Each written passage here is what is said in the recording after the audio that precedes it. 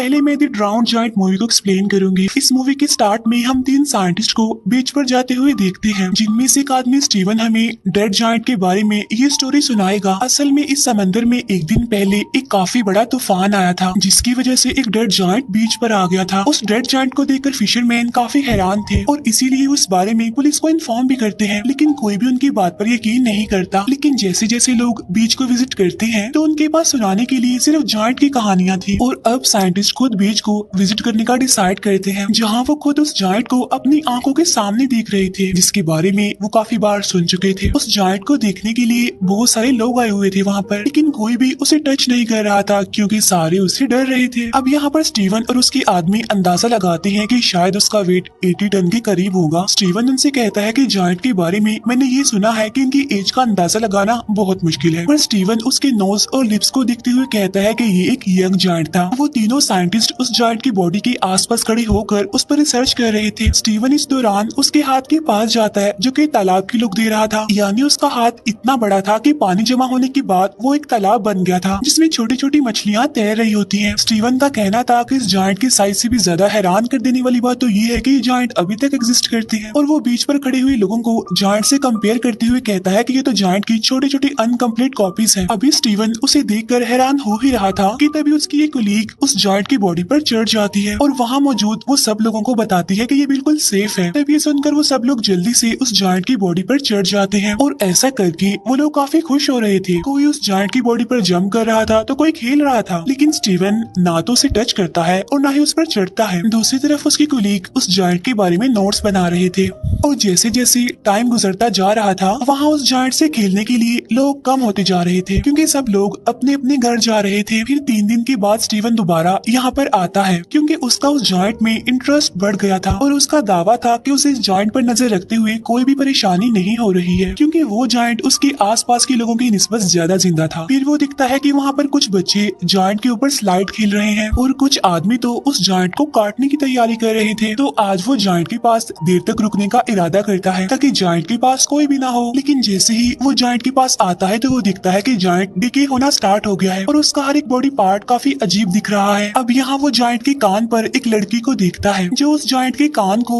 As a chair use कर रही थी। स्टीवन नोटिस करता है कि जायंट के फेस से उसकी यूथफुल लुक खत्म हो गई है, यानी अब वो जवान नहीं दिख रहा। तब वो अंदाजा लगाता है कि समंदर में बहुत अरसा रहने की वजह से उसके टिश्यूज खराब हो गए हैं, जिसकी वजह से उसकी बॉडी काफी जल्दी खराब हो गई है। स्टीवन जायंट के फेस पर एक इंसेक्ट देखता है जो कि उसके मुंह में जा रहा था। तब स्टीवन सोच रहा था कि इंसेक्ट के उसकी मंजिल तक पहुंचने से पहले ही ये जायंट डिके हो जाएगा और अब स्टीवन बहुत ज्यादा हिम्मत करके उस जायंट के ऊपर चढ़ता है। अब जायंट की चेस्ट पर चढ़ने के बाद वो जायंट की बाजू को देख रहा था जो बिल्कुल डिके हो चुका था और कुछ बचा हुआ पार्ट्स इंसेक्ट्स और बाकी बर्ड्स खा रहे थे। यहाँ अब उसकी आंखों के ऊपर अब एक अजीब सा कवर आ गया था जो कि उसकी आईज को भी एक तालाब जैसी लुक दे रहा था। फिर स्टीवन उसकी आंखों में अपना शेडो देखता है और सोचता है कि इस जायंट के डिके होने की तकलीफ उस तकलीफ से कम है जो उसे तन्हाई ने दी है। इसके बाद वो यहाँ से चला जाता है। फिर नेक्स्ट टाइम जब स्टीवन उस जायंट के पास जाता है तो दिखता है कि उसकी आर्म्स और लेग्स डिके हो चुके हैं और अब वो उसकी बॉडी को गौर से देख रहा था, जहाँ पर जायंट की बॉडी की इंसल्ट की जा रही थी और इंसल्ट करने वाले कोई और नहीं बल्कि इंसान ही थे। अब हालांकि ये जायंट भी तो इंसान की तरह का ही एक क्रिएचर था। फिर नेक्स्ट डे स्टीवन जब दोबारा से उस जायंट के पास आता है तो वो देखता है कि उस जायंट का तो सर भी उतार दिया गया है और बर्ड्स और इंसेक्ट्स उस जायंट को खा रहे हैं। अब सर के बगैर उसकी बॉडी इंसानों जैसी बिल्कुल भी नहीं लग रही थी। अब इसी के साथ ही स्टीवन और इस डेड बॉडी का रिलेशन भी कम हो रहा था जो कि इस डेड बॉडी ने बनाया था।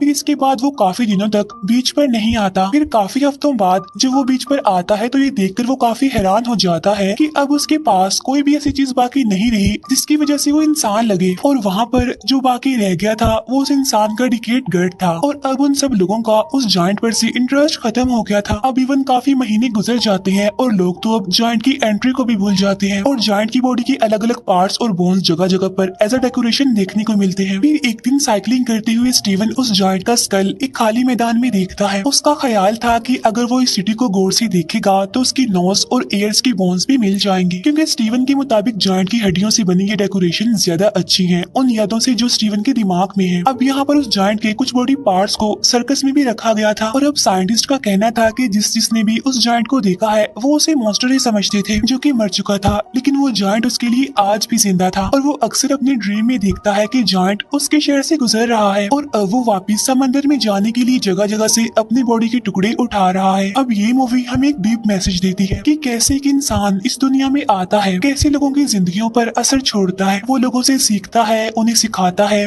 लेकिन फिर जब वो इस दुनिया से चला जाता है तो लोग उसे भूल जाते हैं। इवन दिन, महीने, साल गुजर जाते हैं लेकिन कोई उसे याद नहीं करता। सेम ऐसे ही जैसे हमने इस मूवी में देखा कि कैसे एक जायंट आया और सबके अट्रैक्शन बन गया, लेकिन फिर वही बात, दिन, महीने, साल गुजर गई लेकिन किसी को वो याद नहीं रहा। असल में यही इंसान की जिंदगी का कड़वा सच है कि जब तक कोई इंसान जिंदा रहता है तो लोग उसे याद रखते हैं, लेकिन अगर वही इंसान मर जाए तो थोड़े ही दिन बाद लोग उसे भुला देते हैं। और अब मैं एक्सप्लेन करूंगी आइस एज मूवी को। इस मूवी के स्टार्ट में हम एक कपल को देखते हैं जो कि एक न्यू अपार्टमेंट में शिफ्ट हुए थे। उनमें से आदमी जिसका नाम रोब था वो अपने घर में कुछ सामान लाते हुए नजर आता है। मीनवाइल उसकी वाइफ गेल घर में सामान सेट कर रही होती है। गेल को अपने इस न्यू अपार्टमेंट में एक पुराना फ्रिज नजर आता है जो कि लैंडलॉर्ड इस घर में छोड़ गया था। अब गेल उस अगली फ्रिज से परेशान थी, पर रोब उसे कहता है कि पुरानी टेक्नोलॉजी में जरूर कुछ अमेजिंग होता है, जिस पर गेल टॉन्टिंग वे में कहती है हाँ ये अगली सी मोटर जो इसके ऊपर लगी हुई है। अब गेल यहाँ पर न्यू फ्रिज रखना चाहती थी, लेकिन रोब अभी न्यू फ्रिज अफोर्ड नहीं कर सकता था। गेल अपने हस्बैंड की चालाकी को मजाक में उड़ा देती है। अब वो दोनों इस इशू को यहीं पर छोड़कर ड्रिंक एंजॉय करने का सोचते हैं, क्योंकि वो शिफ्टिंग करते हुए काफी थक जो गए थे। अब जैसे ही रोब फ्रिज में आइस लेने जाता है तो उसे फ्रिज आइस चंक से ढका हुआ नजर आता है। फिर आखिर वो बड़ी मुश्किल से एक क्यूब निकाल कर अपनी ड्रिंक में डालता है। वो दोनों मिलकर बैठते हैं और अपने नए घर की खुशी को सेलिब्रेट करते हैं। अब ड्रिंक की एक सिप लेने के बाद रोब को आइस में कोई अजीब सा स्ट्रक्चर नजर आता है और जब उसे रियलाइज होता है कि वो एक जानवर है तो उसे अपनी आंखों पर यकीन नहीं होता। वो आइस क्यूब गेल को दिखाता है और पूछता है क्या सच में इसमें कुछ है। तब गेल जल्दी से मैग्नीफाइंग ग्लास लेकर आती है। वो एक छोटे से क्रिएचर को आइस क्यूब में फ्रीज देखते हैं। वो दोनों उस क्रिएचर को देखकर काफी हैरान और कंफ्यूज थी, क्योंकि वो बहुत छोटी थी। वो नोटिस करते हैं कि इस छोटी सी क्रिएचर को हंट किया गया है, क्योंकि उन्हें उसकी बॉडी में स्पीयर्स यानी नेज़े नजर आते हैं। तब ये देखकर वो और ज्यादा हैरान परेशान हो जाते हैं और अब गेल जल्दी से जाकर फ्रिज से सारी आइस निकालती है। तो यहाँ पर रिवील होता है कि इस फ्रिज के अंदर एक पूरी मिडिल एज सिविलाइजेशन वर्क कर रही है। फ्रिज के अंदर टाइम बहुत तेजी से गुजर रहा था। यहाँ का एक सेकंड गुजर रहा था तो वहाँ के हफ्तों गुजर रहे थे। अब ये देखकर वो दोनों हस्बैंड वाइफ काफी हैरान थे और वो ये भी सोच रहे थे कि ऐसा पॉसिबल कैसे हो सकता है। अब वो शहर के अंदर जो लोग थे वो भी इन दोनों को बड़े गौर से देख रहे थे। अब क्योंकि वो छोटे से थे इसीलिए वो इन दोनों को जायंट समझ रहे थे, लेकिन फिर भी उन लोगों को इनके यहाँ पर होने से कोई प्रॉब्लम नहीं थी। फिर कुछ देर बाद रोब उस छोटे से क्रिएचर को अपने घर के एक प्लांट में दफन कर देता है। वो छोटा सा क्रिएचर जिन्हें सबसे पहले आइस क्यूब से मिला था। इस बात पर गेल उसका दोबारा मजाक उड़ाती है। इसके बाद जब वो दोबारा फ्रिज खोलते हैं तो देखते हैं कि अब वो शहर मिडिल एज से इंडस्ट्रियल एज में चेंज हो गया है, वो भी सिर्फ इतने से ही टाइम में,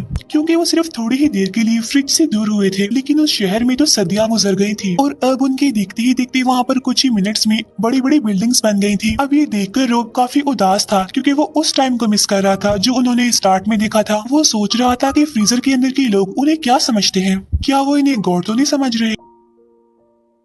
लेकिन तभी वो दो कंस्ट्रक्शन वर्कर को फ्रीजर के अंदर ही उन्हीं के बारे में बात करते हुए देखते हैं। वो कह रहे थे कि हम इन दो पागल जायंट्स को हर रोज देखते हैं और हम उस ब्रोकली को भी देखते देखते थक गए हैं जो गेल के दांतों में नजर आ रही थी। और अब उनके देखते हुए ही वो इंडस्ट्रियल कम्युनिटी मॉडर्न कम्युनिटी में चेंज हो जाती है और वहाँ की सारी बिल्डिंग सुपर स्ट्रक्चर में चेंज हो गई थी और साथ साथ उन्हें वो छोटी छोटी चीजें उड़ती हुई नजर आती है, जो रोब को लग रहा था कि शायद ये प्लेन्स हैं। और टाइम को गुजरते हुए वो लोग काफी गौर से देख रहे थे। रोब अब इस एज को देखकर सरप्राइज था और सोच रहा था कि अगर ये हमारी दुनिया से रिजेंबल करता है तो इस मॉडर्न एज की बात क्या होगा। और इतनी ही देर में वो वहाँ पर एक लाइटिंग ऑब्जेक्ट को देखते हैं। तब रोब हैरान होता है कि ये क्या चीज है और वो उसे देखने के लिए करीब जाता है। इसके बाद वो जोरदार झटके से दूर गिरता है। अब गेल उसकी हेल्प के लिए उसके पास जाती है और उसका फेस जला हुआ देखती है, जिससे उनको अंदाजा होता है कि वो एक लाउंजर था और वहाँ पर वॉर चल रही थी। फिर जब वो कुछ सेकंड्स के बाद वहाँ पर जाते हैं तो वहाँ पर सब कुछ खत्म हो गया था। अब वो इस फ्रीजर को बंद कर देते हैं, क्योंकि वो इस वॉर को बढ़ाना नहीं चाहते थे। इसके बाद वो लोग पिज्जा ऑर्डर करते हैं, अपने खाने को काफी इंजॉय करते हैं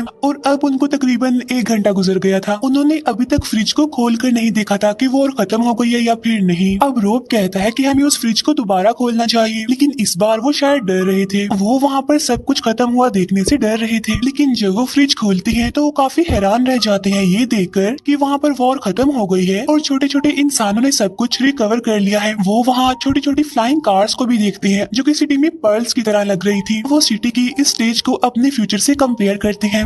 ये अब एक फ्यूचरिस्टिक लैंड थी जहाँ आसमान से बातें करती हुई सुपर स्ट्रक्चर बिल्डिंग इस सिटी को काफी अच्छा लुक दे रही थी। इसके बाद वो सिटी एक पिरामिड स्ट्रक्चर में चेंज हो जाता है जिससे बहुत सारी लाइंस कनेक्ट कर रही थी। अब रोब और गेल को लग रहा था कि सब लोग इस पिरामिड में रहते हैं। इसके बाद सिटी का वो पिरामिड स्ट्रक्चर सारी सिटीज को अपने अंदर अब्सॉर्ब करने लगता है और एक बड़ी सी एनर्जी बॉल में चेंज होकर फट जाता है, जिसकी वजह से सिल्वर स्पार्क उनके पूरे किचन में फैल जाते हैं, जिन्हें वो लोग बड़ी गौर से देख रहे थे और उन्हें ये सब एक फैंटेसी वर्ल्ड का पार्ट लग रहा था और वो स्पार्क किसी फायरफ्लाइज जैसे लग रहे थे। इसके बाद वो स्पार्क्स दोबारा जमा होकर फ्रीजर में चले जाते हैं, फिर एकदम से सब कुछ गायब हो जाता है, जिसे देखकर वो लोग काफी कंफ्यूज हो जाते हैं। रोब को लग रहा था कि अब वो वापस आने वाली है, लेकिन गेल को ये लग रहा था कि सब कुछ खत्म हो गया है और असल में ये सब कुछ दुनिया के खत्म होने को जाहिर कर रहा है। रोब अब फ्रिज का स्विच बंद कर देता है। वो दोनों गले मिलते हैं। उन्होंने कुछ ही घंटों में ह्यूमैनिटी का स्केच देख लिया था, जिसमें उन्होंने पास्ट, प्रेजेंट और फ्यूचर को भी ऑब्जर्व कर लिया था। नेक्स्ट मॉर्निंग वो कपल अपनी नॉर्मल लाइफ स्टार्ट करता है, पर अभी भी उनके जहनों में कल के बारे में कुछ सवालात थे और अब वो सस्पेंस में दोबारा से फ्रीजर को देखते हैं जहाँ वो छोटे छोटे इंसान वापिस आ गए थे और वो डायनासोर के मीट से अपना पेट भर रहे थे और कुछ तो डायनासोर से बचने के लिए भाग रहे थे। यानी अब ये ह्यूमैनिटी का स्टार्ट दिखाया जा रहा है। अब यहाँ इस कपल को दिखाते हुए ये मूवी भी एंड हो जाती है, जो अब दोबारा नेचुरल हैबिटेट में रहने वाले उन छोटे छोटे ह्यूमंस को देखने में बिजी हो गए थे। असल में ये मूवी हमें इस दुनिया की क्रिएशन, एवोल्यूशन और एंडिंग का कॉन्सेप्ट देती है, जिसमें इंसान की नेचुरल हैबिटेट से मॉडर्न एज तक का सफर बहुत अच्छे से एक्सप्लेन किया गया है। इस स्टोरी में वो फ्रिज जहाँ हमें मैनकाइंड की एज का कॉन्सेप्ट देता है, वही वो कपल हम इंसानों के बिहेवियर को शो करता है। यानी जब फ्रिज में वॉर शुरू हुई तो उन लोगों ने फ्रिज को बंद कर दिया और अपने आप में ही बिजी हो गए, और ये चीज इंसान की दुनिया को लेकर केयरलेसनेस को शो करती है। और लास्ट में लाइफ का उस पावर बाल की शक्ल में डिसअपीयर होना ह्यूमैनिटी की एंडिंग को शो करता है। और ये मूवी भी यहीं पर एंड हो जाती है। Thank you for watching.